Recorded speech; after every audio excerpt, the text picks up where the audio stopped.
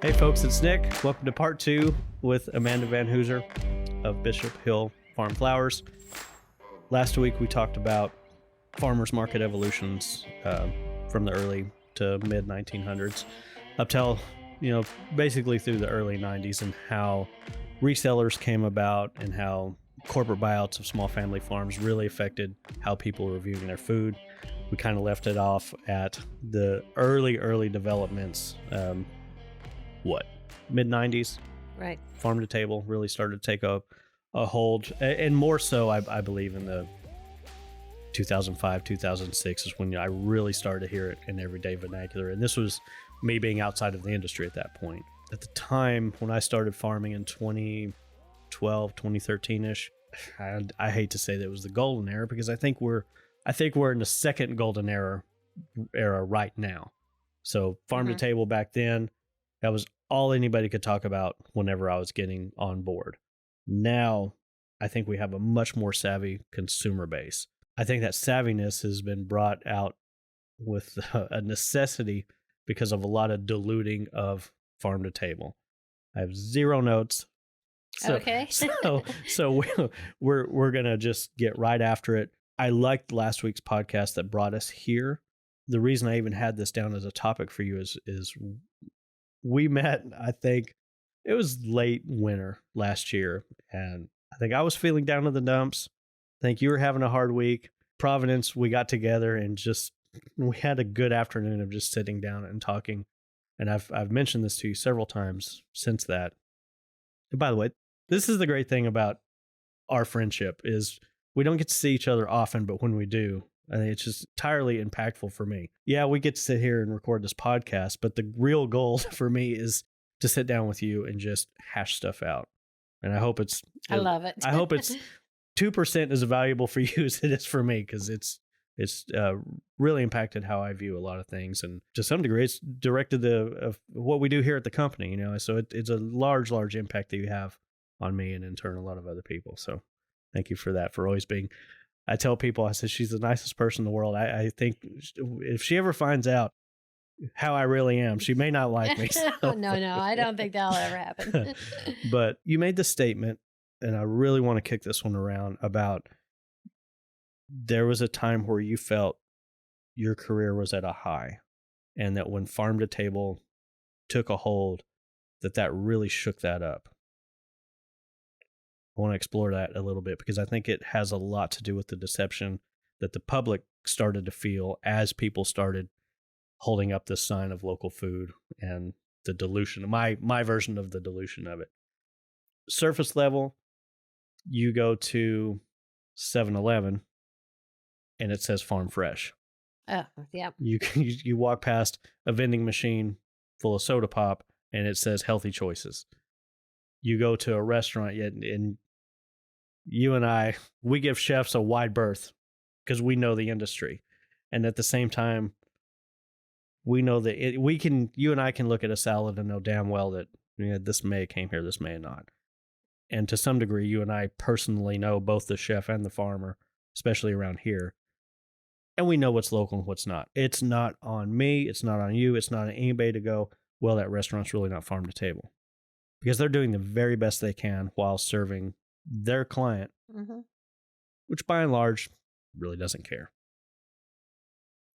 So you gave the example last podcast about you put a salad, 95% what you did grow, but you put one beet in there. Somebody asked you if it was locally grown, and how easy it is to slip on, yeah, I grew this, because you grew most of it. It was just one thing that you put in there for looks, not any different than what any marketing team wouldn't do for any restaurant, what people would do at the market. What's on the menu. What resellers are doing. Is this farm fresh? Well, it did come from a farm. Yeah. There's nobody sitting here going, this is this is that. I think that's where we have a lot of arguments on whether this is certified organic, is hydroponic organic, all that whole rigmarole. And I don't like when farmers turn on each other and point their fingers. I do like the conversation of is or is this isn't. I don't think it's up to farmers to disparage each other. Hey, if you want to grow hydro, great. to your point earlier in the last conversation, just be transparent about what you're doing. Let the customer decide. Right. And at the market, when I'm talking about tomatoes are really here in Texas, that's what brings people to the market. Tomatoes, and then goes into watermelon. But when those tomatoes come in, and now that you have extended seasons with hoop houses, that has brought tomatoes in for the regular field farmer doesn't recognize that, or because they're like, no way do they have tomatoes now. And that might be February, March, and they're like, that's not possible. Then they start shaking their finger at another.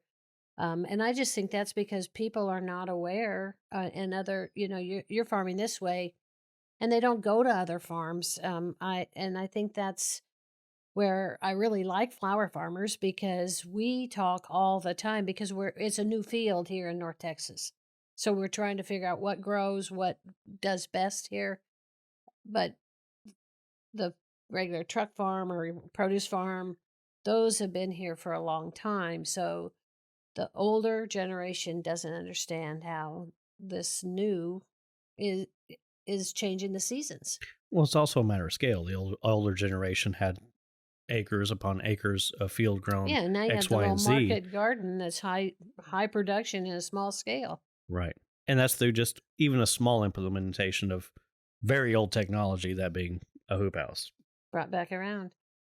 So really, when I go back to in 2002, starting the farmers market, I had a hard time finding a farmers market like I would imagine a farmers market.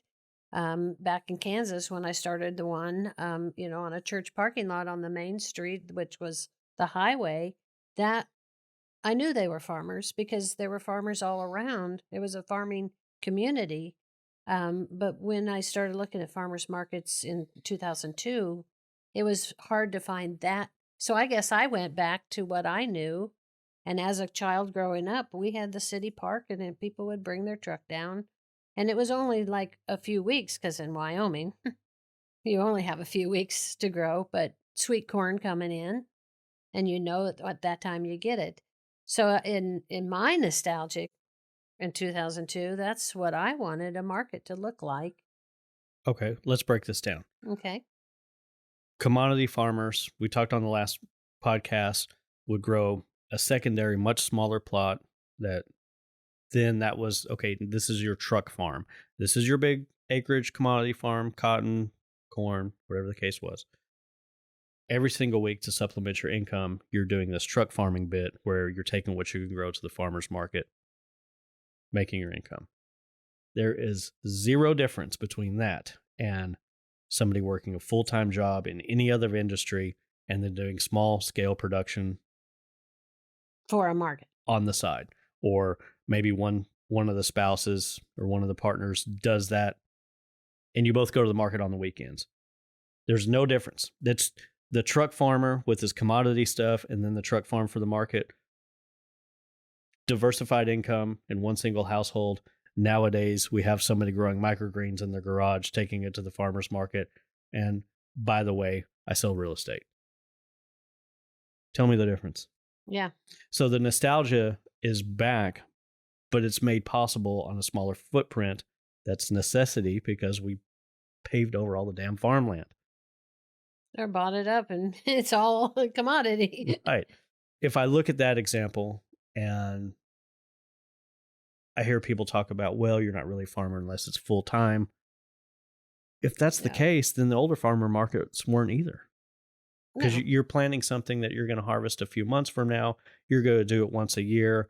You're going to then do a cover crop for your next round of soybeans, corn, cotton, whatever the case may be. And we're talking a lot of regional crops here, but you can see where I'm going with it, that this notion of a farmer doing something on the side is nothing new. And if anything, it's a more dedicated field. They're growing more specialty crops. They're growing to their market.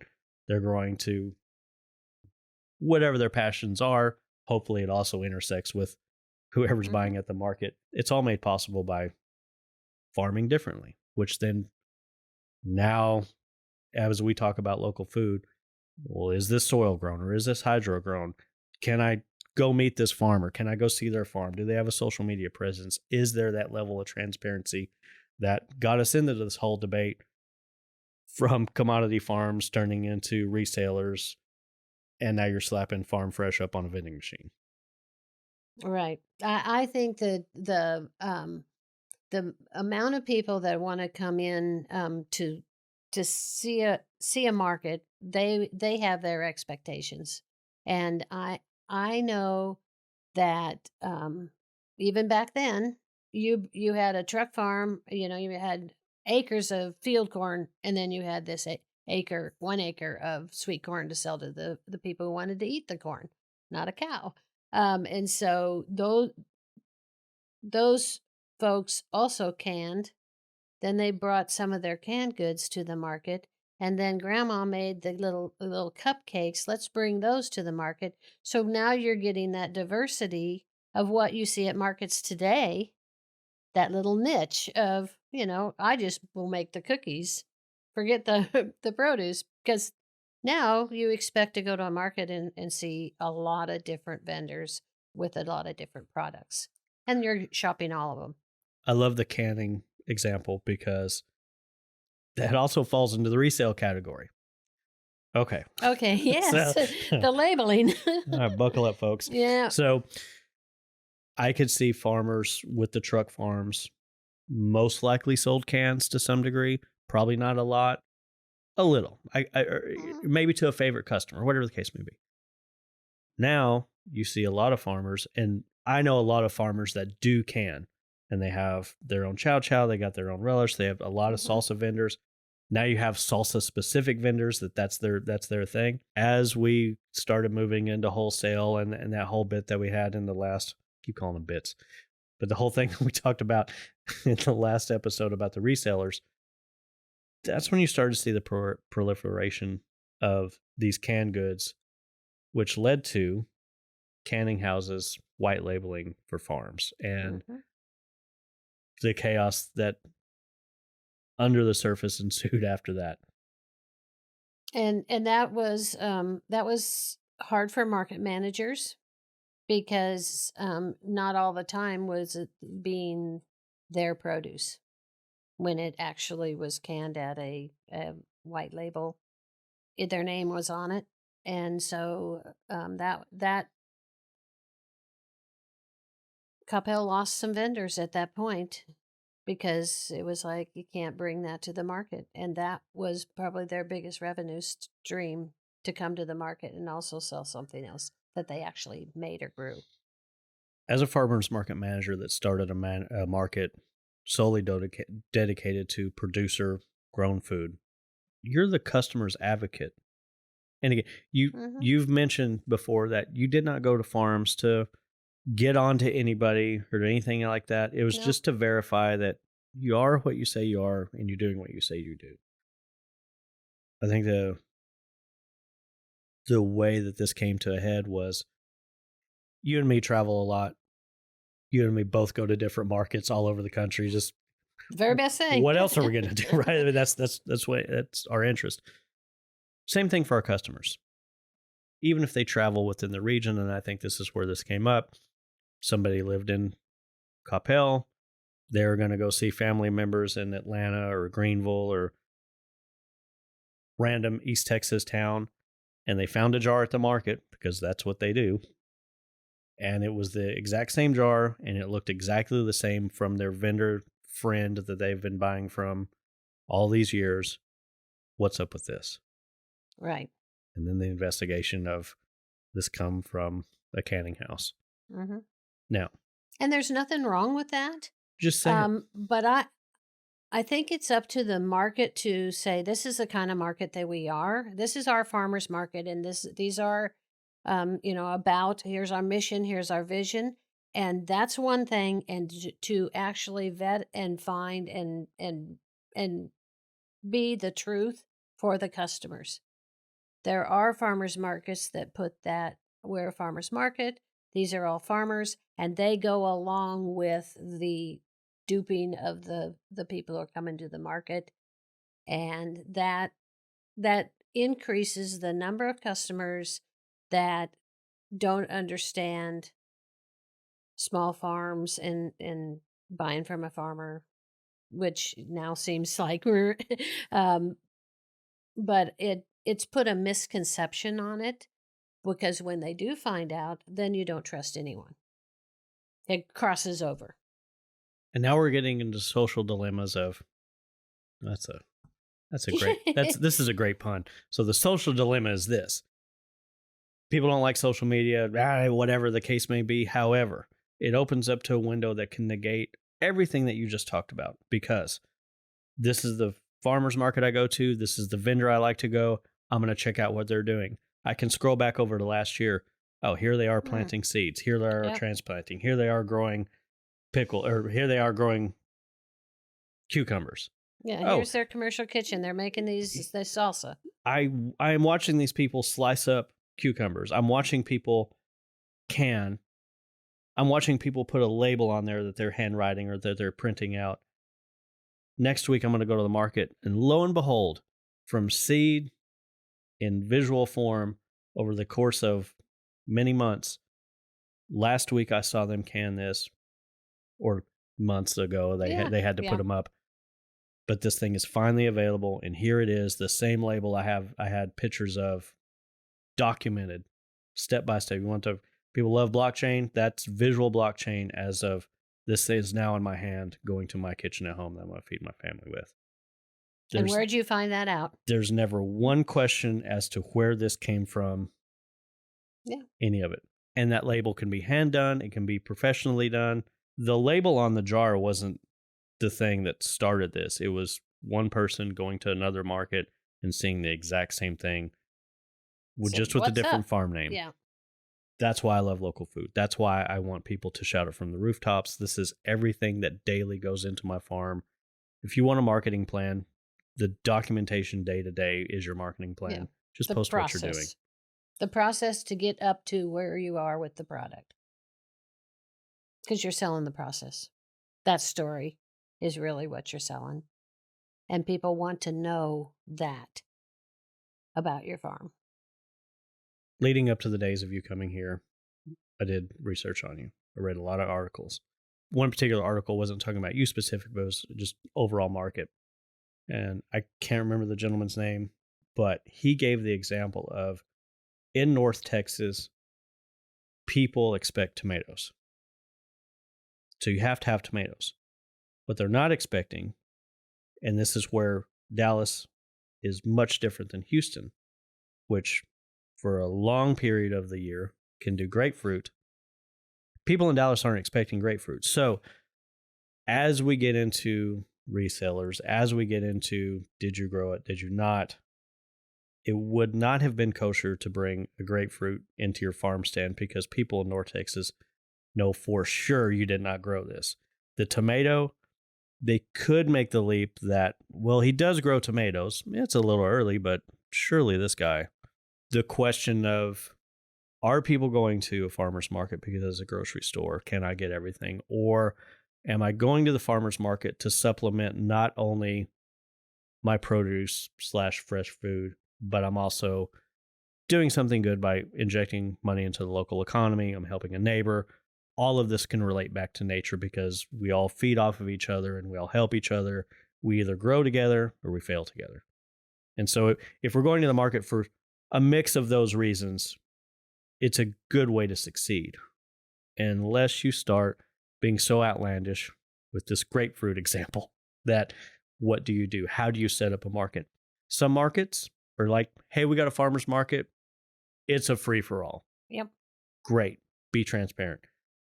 Or I'm going to go to Coppell because they do, they vet their vendors. This is a producers only market. Yeah, it's going to be seasonal. Yes, there's going to be some added value product that has that artisan touch, but I can find something there I can't find anywhere else. And I don't have to trip over artwork and jewelry to get to it. Mm-hmm. Or I can go to a market that allows crafts because that's what I'm into. There should be something for everything, for everybody. And so I want to make it real clear that we're not sitting here being super judgmental on how anybody makes their income. The only thing we're asking is just to be transparent about it. Because if we ever get back to a point where we had the level of distrust after the first initial run of farm to table that became that dilution, Hmm. I think we've pulled out of that to some degree, and largely because of social media followings. I think that level of transparency has made the customer much smarter. It's brought out now whenever you do get media coverage, they're telling a more accurate and more thoughtful presentation that then could translate into more media or into more mass appeal. But we have to be careful. I mean, you're not here as a local producer to serve the entire world. You're here to serve your Hmm. community and their needs, while at the same time growing what you like to grow and what you're able to grow. This should not be viewed as a you better not do this thing. No. Just go about your business in a way that people understand what they're getting, and everybody can sleep good at night. And you want everybody to sleep good at night. Um, I am amazed at how people who come to a farmer's market, even today, who've maybe been to the market for 10 years, coming faithfully to the Coppell Farmers Market. And all of a sudden, they're just shocked that it isn't all grown organically. So there's misconceptions of just, I'm going to a farmer's market, I'm going to buy from farmers, I'm going to get it organic. This is good and healthy for me, but you're buying the croissant every week and not picking up any produce. So there's that notion, that same as farm to table notion. It when you're saying it's farm to table, especially when it's first coming out and nobody has experience with it, it all becomes glazed over as a placebo. And this is just wonderful. But I think what we're seeing now is COVID, things shutting down, reopening, and supply chains, and all of that has made people, because they've had experiences of farm to table to this point, to now be much more accepting or understanding of what that means. And if you want to be there, there's plenty of options. But do you know them? Well, and are you reserving? I mean, there's this whole notion of labels. You know, the a lot of the Oh. a lot of the ballyhooing going on is, what does organic mean? Even within the industry, we can't fully put our Yep. finger on it. So, as a producer, why in the hell am I going to let a council member of people that have never met me, have never met my customer, never known what either of that relationship, which is a farmer and their client is a very personal relationship. That needs to be between them two. So listen, this is how I grow. This is what I'm about. This is what I'm never going to do. Or, hey, we had to do this because of this reason. I just want you guys to know. That's, to me, the gold in all of this. We're all trying to earn a living here. This is the realities of how I'm growing for you, and the food that I'm putting into your families. But at the same time, there's this term going around nowadays that just makes me want to stick two pencils in my ears and walk into traffic. And it's very popular right now, and it's when people say do better. Mm. And when somebody says do better, what I challenge you to do is to go, if you're going to come to the market and bust a farmer's chops about your own personal beliefs or your misconceptions of a lot of things, and then on the way home from the market, you're stopping at the gas station eating a bag of Cheetos, I don't ever want to hear do better from you. No. And that happens to a lot of vendors at the market. And some vendors, over time, I've heard this over and over. I can't stand behind a table and take what customers are telling me or asking me, or because the customer is so, that's a different. I think that's in any industry now. The customer is different than they used to be than before COVID. Yeah, shout out to flight attendants right now. Bless all of you. Right. But when people headline read from journalists that don't take the time to fully vet and understand a story, or they're getting their headlines from the national news on one specific sensationalized story. And then they're bringing that to you after you've been so transparent. And I've said this forever. It's on each individual producer to become an ambassador for the entire industry. Because what you're going to have to do at the market is you're the frontline people Right. that's having to go, actually, that article is wrong. Actually, that's not entirely correct. I told you the other day, I sold little junipers. I mean, I came from the ornamental side of things. So, of course, we would do plant sales at the beginning of the year. Some lady came up and says, "Is this juniper GMO-free?" Oh, wow. I'm like, are you going to eat this thing? And by the way, no juniper has ever been, who the hell's going to spend that kind of money to make a GMO seed for a juniper? But when every box says GMO-free, what is? Hell, my phone's GMO-free, but I don't need that on the label. Whenever people are browbeat and believing that everything they eat is poison, or that every decision they make is, benefiting big ag or this or that, whatever you're into. You think we ever hear about microplastics around here? Yeah, I bet. But it comes from a place of they're just scared to death, and they've been misled to the point of every single decision at the market is life or death. I don't see how they function in society.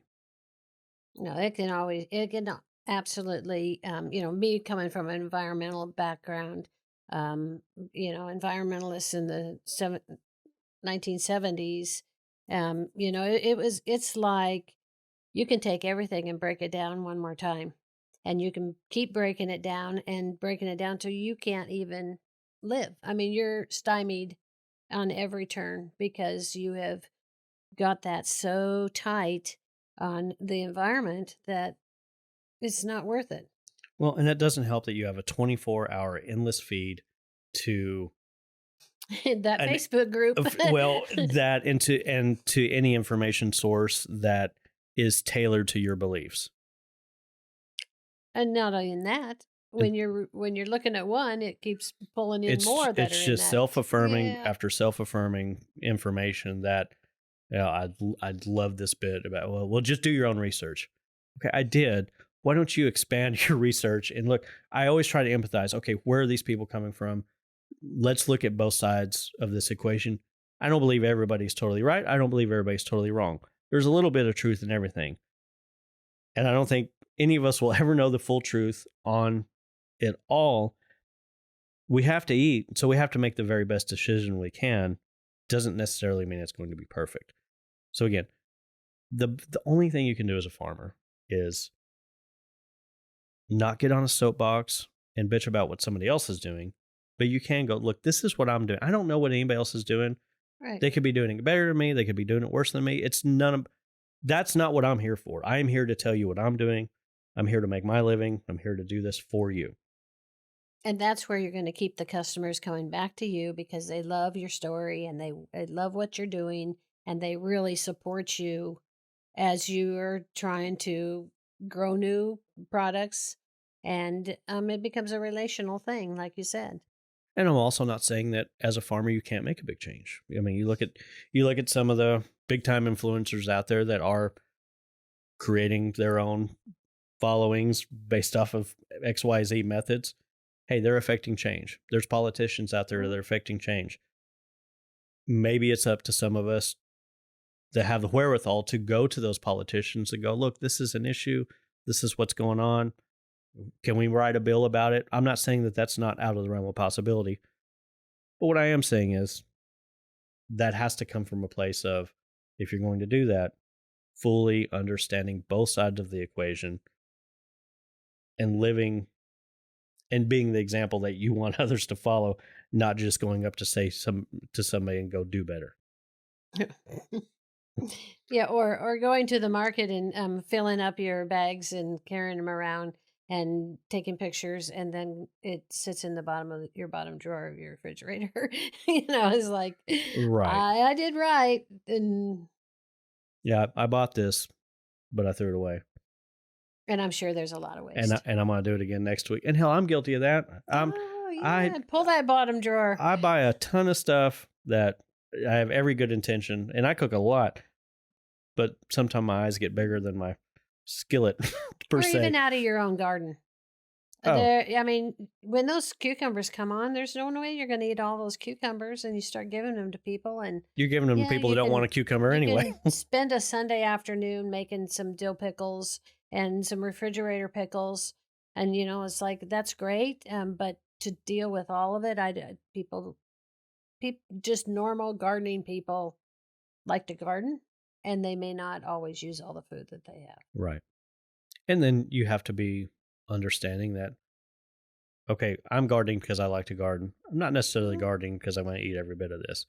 And my friends may not want a plastic bag full of zucchini every other day.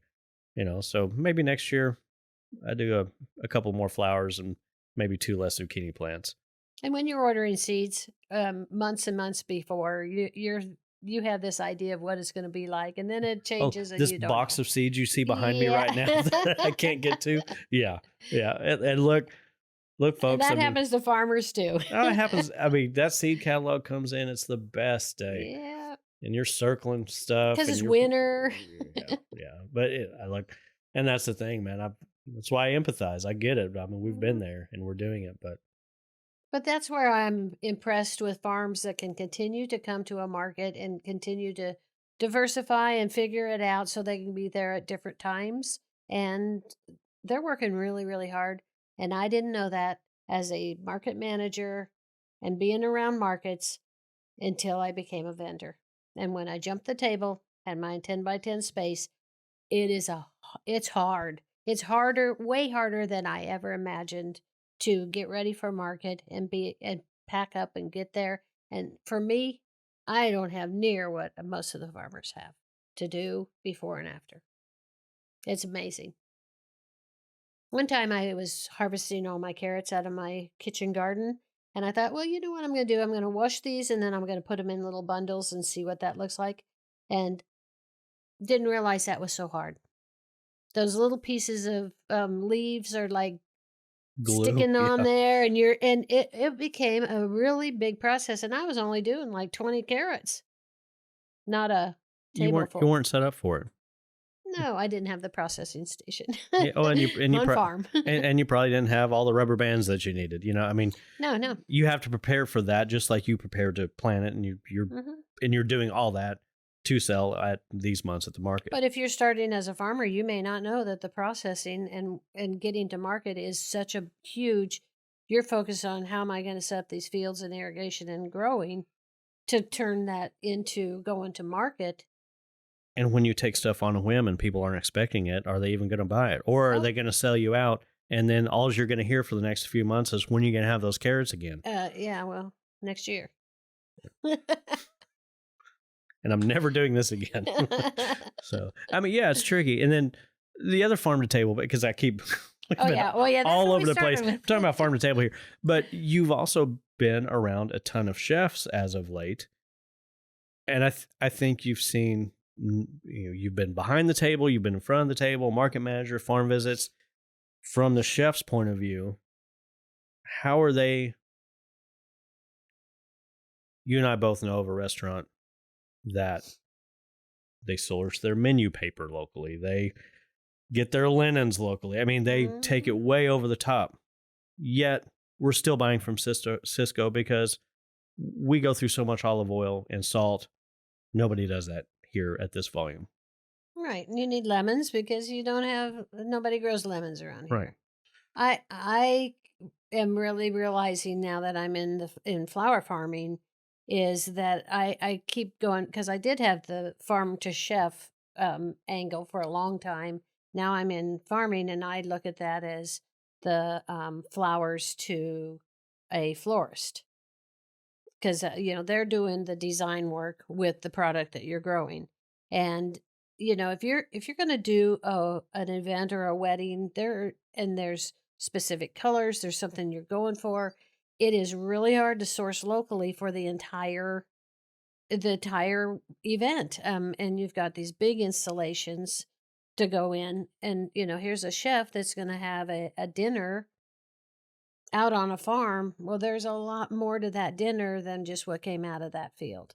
And I'm really beginning to understand that more and more as I'm in a different industry, but it's kind of the same thing. A florist who's like, I'm going to be all local. I only know one in the whole United States that is saying that's all They're I'm probably doing is not in local Dallas, are flowers. they? No, they're in Maryland. So just narrow yourself down, and it is a feat. It's a real feat, and the Dallas chef or chefs that want to do that, it doesn't last long because it's really because you have a customer that it was like, "Are you sure? Can I get a lemon for this water?" Right. Unless you have a customer that really wants to be fed just local ingredients, locally grown. But then that's a bespoke event or bespoke plate. Look, you can still have everything else on the menu. If you truly want This is this, it it's right here. it, but you're going to be hungry. Yeah, and how many are really searching for that? My whole problem with this is there's no dessert. Or I guess there's a honey thing, but Yeah, yeah. that's true. I guess But having then the wheat that's grown out in West Texas and milled in Texas has really opened up a lot of different things you could have. well, and I like that that's even gone to some of the distilleries locally. And some of the distilleries, one of which we know, actually goes out, pays farmers to do ancient grains and these Contracts different them. grains. They know exactly what they need to grow for this specific batch. That's good stuff right there. And that's a single source that I think you can truly point at and go, okay, this is top to bottom a truly locally distilled situation. Or these people make sauces from stuff they grow. That's hard to do. I mean, you got to grow a lot of tomatoes to do a lot of salsa. Right. Plus And onions, plus cilantro isn't at jalapenos. the same time. Right. It's out of season by the time the tomatoes come on. Right. If you use cilantro. 50-50. Half the world loves it, half the world hates it. I know. I've gone to dinner with people. We've gone to a restaurant and they are so convinced that every single thing is local and they go on and I don't want to be the one to break their heart. Yeah, just let it go. Yeah. So, but it goes to that perpetuation of the dilution of farm to table that it also goes to, for a lot of people, it's all in on one or not. You're either a farm to table restaurant or you're not. And to be farm to table, you must do 100%. And there's no variation for any understanding of how the process works. Talked about the process earlier and being transparent with pictures. I think it's totally okay to have a relationship with a farmer to get a single source product or a mixed bag of products, specialty stuff, maybe even work with several farmers. Look, we got to get Himalayan sea salt from Pakistan because that's where it comes from. And that's what you want because you don't want regular table salt at this place. We're getting our saffron from the same region because we can't grow it here. That's true. As clients become or as customers become more and more savvy about where their food comes, at the same time their palates are expanding, at the same time as everybody's outdoing each other, you have to allow for some outside sources. As far as do better is concerned, nobody at their own house is doing any better than anybody else. So if somebody tells that to you, I mean, you just have to deflect it and just know that they're just talking. Scoot on. Yeah. And that's another part of running a farmer's market that you have to understand is you're going to get everybody in the world's and all their opinions to come up and pass your booth. They're going to love you. They're going to hate you. They're going to be indifferent. They're going to be here for you 1 minute and gone the next. And somebody will replace them the next week. And that's a mental hurdle that is not often talked about as you're expected to be that expert on everything under the sun. Right. If I wanted to talk to farmers market managers about a market and customers, I think it's real important for market managers or somebody that's representing the market to actually have a booth there because that deflects it off of the vendors from hearing what the market should be doing And they don't have, they're trying to sell their product and they're there to provide for the customer. But if you don't have a place where people can talk about the market, You're saying a you're farmer's getting market manager to have a booth have their there own booth there at as the market. and say, You're not selling produce. You're like, you're no, this is the no, market booth where you can get information, a right. map. Here's where you get the SNAP Okay. coupons. Here's so that is allows the vendor to say, "Oh, yeah, you're concerned about that. Go over and talk to them." And it keeps it from because there's so many customers that want to talk about the market and what are they doing, and and you're like, "Go talk to them." It just pulls it away from what you're doing because some vendors really get into talking about the market. And I've been known to have some overly harsh opinions on some market managers because unless that market, okay, Oh, dear. because people listen to this locally and I'm starting to hear it. Okay. But here's the thing: if you are in charge of the farmers market, and unfortunately that's part of a much larger purview, you were included in this. Yeah. So you started the market. I'm getting all excited here. There's going to be a lot of leveling up this the volume of this, but be a market manager or not. What you can't do is be farmers market manager, downtown association board member, wearing 6 hats. You're the classic example, but you were at the market.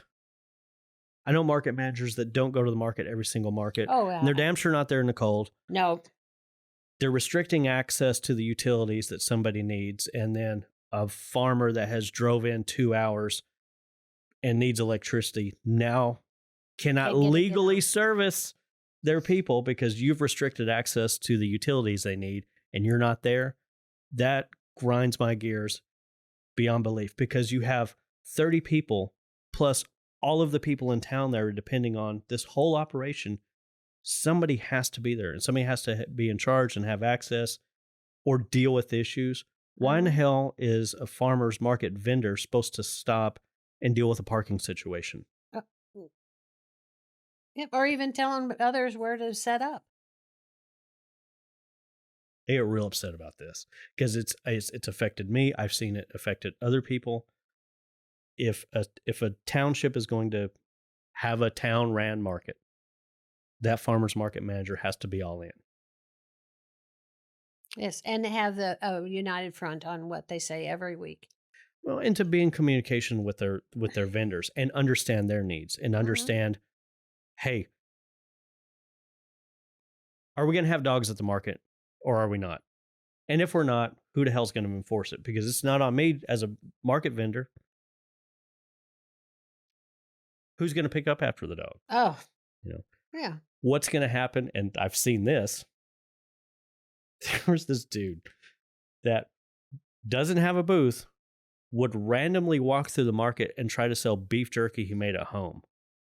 What message does that send?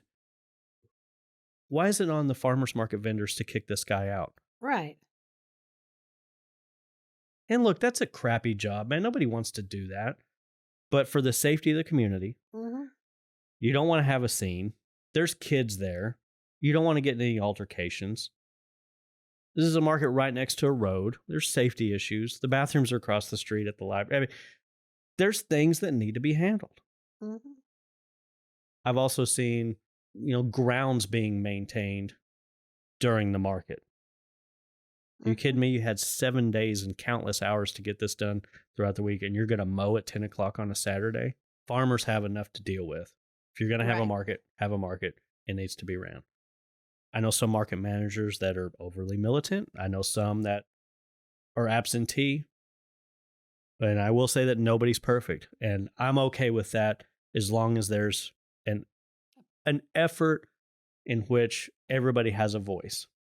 Now, you and I both know you're going to get a bunch of farmers together, especially with mixed crops or with crafts or whatever the case may be.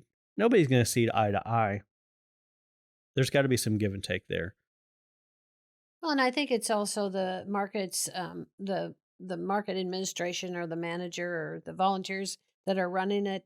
that you keep a positive feel within the market at all times, even though you know what's going on in the background, but not let that come out in the energy of the market. And you can walk in a market and tell what the energy is just by how the vendors And are know to pull standing. somebody to the And side. right, I mean, there's so many things that go into the feel of a market that is not nobody's really aware of it. Well, and I think it's also extremely important and oftentimes so misguided that the marketing message that the market as an entity puts out sometimes does not accurately reflect what's actually being done at the market. I'll tell you this, That's right. there's no excuse in the world, and it should be a capital crime to use a stock photo to promote a farmer's market. That's unforgivable to me. No, That that is not even regional. you have all of these people spending all of this time and all this dedication, and you're going to put up a picture that is obviously not from your market. That's that's laziness And that happens daily. more than you want. And I worry a lot about getting on here and being Mm. negative, right? Yeah. But I'm just shooting it exactly how I see it, and it's the thing I care about the most. And now with everybody having phones and better cameras in phones, it should always. There needs to be a mechanism in which somebody cares about what the messaging is, making sure that hours are posted, being Mhm. able to respond. When's the farmers market? Well, it's listed, but Yeah, where's the parking? but here's a reminder to people because people come into the markets at different seasons of their lives. So this is when we're open. This is when it is. This is where the address is, for crying out loud. Here's a list of some of the things you can see. Here's a farmers market feature. I mean, it's not overly. There's so much to talk about. This is a very easy social media account to manage. Just do it. Just do it right. Just get the basics there first. I mean, here we are coming back around to farmers markets have been around forever. Markets in the center of a little town in Italy or a market in the middle of Bangkok, Thailand, that's global is people bringing things into market. And I And promise they have troubles too yeah, absolutely. for centuries. We are at this right 2022 of talking about markets, and we're limited here because we don't have, like um really good markets as the central market, like I want to say Kansas City market. I just feel like there's good markets in the United States. I went to DuPont Circle. Oh yeah. I Yeah. got off the bus. I cried. I cried. It was such a beautiful market, and you could just feel that. But you also that's a regional thing. There's two things I think is should be required of every farmer. If you're going to sell to restaurants, you need to go eat at the restaurant and experience what is being done with your food. And any chef Yeah. would go bonkers just to have you there. They want you there. Just tell them when you're coming. So I think that's required. If you're going to be a farmer's market vendor or for damn sure a manager, you owe it to everybody involved, including especially yourself, is to go to some of these national Yep. markets Seek it and out. go to the World Series and see what it's like. These Mhm. vendors are awesome. Yep. The market management is seasoned. They've seen it all. They're no nonsense. They get it done for the benefit of everybody involved. Not everybody's happy all the time, but if you can keep 95% of the vendors in the population happy with the true intent of how that market is supposed to be, and whichever one is fine, Mhm.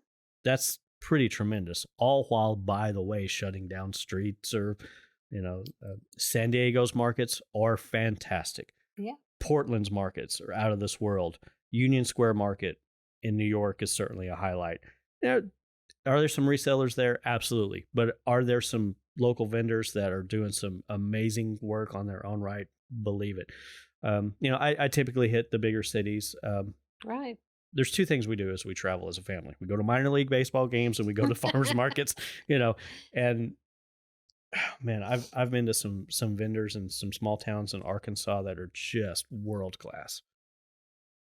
But at the same time, right next to them, you'll see a vendor that is as mediocre as they come. And that's going to be in a lot of markets, except for these premier markets that, man, if you're not leveling up every single time, yeah, you're not going to be, you're going to be run out by the clients. You're going to be run out by the management. And I think over time that we can have those here in the Metroplex or even in Texas. Look, that's why we do what we do. I'm so charged up about just love it. the opportunity of all these farmers coming on, specializing in something, getting super juked up about one little plant that's the spark that's going to be the next big thing. And we never know where that's going to come from. And that's what keeps this job so exciting. This is why I haven't been this charged up on a podcast in a long time.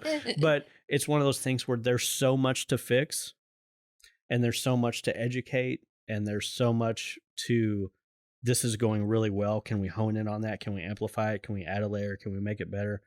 We've got a long way to go. But man, what a fun road it's on. And there's more people getting on that road every day. And I know that they're getting there because of the culture of being able to learn from each other through social media, YouTube, podcasts, where, 50 years ago, it was what your grandparents did, or where, it was like, we always plant our potatoes on President's Day.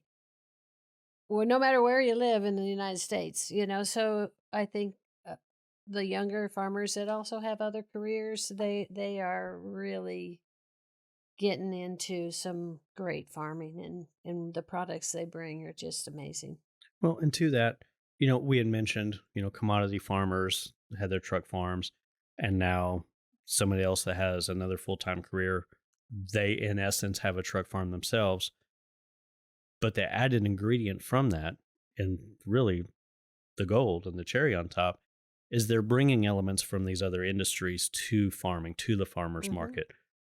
And we see the advent of technology and storytelling and picture taking and credit card, reading and developing a website and applications and ways that people can, tailor their farmer's market experience in some degrees. I mean, it's all getting better and better and better. Now, what that is creating a culture of let's all get better together. That's that friendly. I don't like competition at the market, but I thrive and I love friendly competition. It's like, who can outdo each other this week?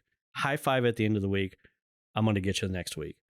Because what's that going to do? It's just, a lot of new people going to the market for the first time. That's a nervous day. That's an intimidating situation to, all right, I'm going to do this. All right, we're going to grow all this stuff. It's been fun. Oh, shit. The next day, this is for real. Yeah. And you're going, and it's taking you an hour to set up a terrible market booth for the first time. The wind is knocking things over. And then you're seeing people all around you come and set up in 10 minutes, and it's just glorious. And they have lines of people waiting from them, and you're not knowing even how to talk to somebody or what to do. It's a very nervous feeling. Or you can't get your app up to take the credit card. I want everybody that's selling to the market to remember your first day and be that reaching hand. I always talk about, let's make sure that we have enough extra stuff on our hand to help our market neighbors. Extra change, extra pens, extra paper, whatever the case may be. Be that helping hand to help these people. But at the same time, don't help where it's not wanted. Some people need to go through the process of stumbling around. They'll figure it out. Be a little aware of, there's times to help, there's times to not, but be available if there's a clear struggle. And hey, can I help you set that up? I've seen vendors jump out of their booth to help others so many times. And, especially if there's like a crisis, like your whole honey table falls over and the honey's all broke on the ground. Be prepared for broken glass at the market. Yep. Yeah. Well, I don't even think we scratched the surface, but I think we've beat that to death. Fun stuff. Quite a bit. Yeah. I mean, and Look, these are the conversations you and I have off camera a lot. Mm-hmm. These are the exact conversations that people at the farmer's market, if you have that friendly competition, hey, let's go have coffee next week. This is the conversations that need to happen. We can't do it all And for you can't solve it all. I mean, you can't. No. There's too many variables. But that's why I go to farmers markets, even when I'm not around farmers markets. I like the feel of them. I love meeting new people. I just like the whole aspect of markets. Well, I want to make it clear. I mean, obviously, there's some personal things about some of the markets that I've been involved in that obviously 10 minutes ago I didn't like.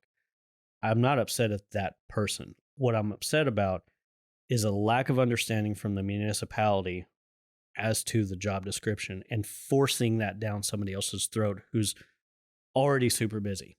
They don't have any training. They haven't allowed them to go travel and meet these other farmers market managers or have any training. It's not the market manager's fault. It's the situation and the who does this? Parks and Rec? Is it going to be downtown? Who handles this? Mhm. You're already super busy, but here, go do this. It's not that farmers market managers. Or they've been thrown into it and they're part of a historical society. And Oh, they're like, well, if we put this market on our historical area of the town, then we're going to make some money for our historical society. So the objective for having the market may be different every time you turn. I mean, it's just one of those things where, again, you and me are super passionate about this. Who's not passionate about this is the council members that you never see at the market, that they're just deflecting issues that come up in city government. And a lot of these markets that we're talking about are city ran. And so if you're not going to dedicate your office or your constituents' time to making this a priority, you're going to have problems because you're giving this to people that are overworked. You're expecting somebody to be a mediator, a scheduling expert, an agricultural expert, a seasonal expert, how to deal with the public en masse and throw a weekly gigantic event with zero training. Exactly. Or zero money. Yeah. That was my thing was you do a special event once a year and you have a position there to do that event every 4th of July. A position to plan it 6-8 months out. This is a event every week that you're bringing in the porta potties. You have a band, whatever that people are relying on to make their income, for God's sakes. That's why I'm so worked up. And see, and then it goes to the point of, well, I'm a business owner. I have to take responsibility. I'm going to drum up my own business for the market. I'm going to do paid ads. I'm going to tell the story. I'm going to leverage social media as much as I can. Yes, the other vendors are doing it, are not doing it. Yes, they are benefiting because I'm bringing people to market. It takes 3 or 4 people to take on that responsibility to talk about their own business, to talk about their neighbors that they love seeing at the market, in order to funnel in all of these people that's going to make the market better. Just imagine if all of them did it. Wow. And then imagine if all of them had a market manager that the city has taken under their wing and goes, we've never done this before. Here's some people that are awesome. Here's some highly recommended farmers markets to visit. Here's your budget. Go get training. Go visit these places. See what you can bring back to this town. We want that. They all want it. They want it. And when council members going for mayor, they're going to show up and be shaking everybody's hand and handing out their brochures there because that's the most activity in the city. Right. You're exactly right. And I've seen that, and it's disgusting. If a city's going to thrive, and if I very much want this for where I live, right, and it's just not going to happen because you wish for it. So, got to do it. Yeah, but I think we've ended this one about 6 times. Yeah, but there we go. it's hard for you and I to stop. But listen, folks, there's a lot of stuff we threw your way. Just again, remember to empathize with everything going on, whether that's a customer coming up to you, whether whether your farmer's market manager may have to get onto you or ask for assistance, I think a farmer's market manager asking for your assistance is fantastic. Even though it's adding one more thing to your farmer's plate, you're now having a little voice on how the whole rest of the market can be, taken care of or adjusted. And I encourage you that if you're having some of the same problems that we talked about, hey man, circle the wagons. You've got a full off season, you've got a full rest of the week. There's night times, we got to cram it in somewhere. It's just a part of it. If you have to be the catalyst for change, be that catalyst for change, because if you leave it up to the whims of everybody else, somebody's got to take charge. It's never going to happen. That's my parting advice. So that's it for this. Thank you for your time and coming up and spending the last 2 days with us. We've got a lot of stuff headed your way with you, and there's a lot of stuff coming out. But by the time this comes out, we're going to be in the thick of the beginning, first few months of the market season. So maybe this podcast is a tad late, but it's always food for thought, and it's going to live out there in the ether forever. So thank you everybody for watching. We'll see you next week. I would love to, if this impacted you, leave a review. I don't ask for that very much, but we need some reviews down there so this can get into the feeds of some other farmers. Have a great week.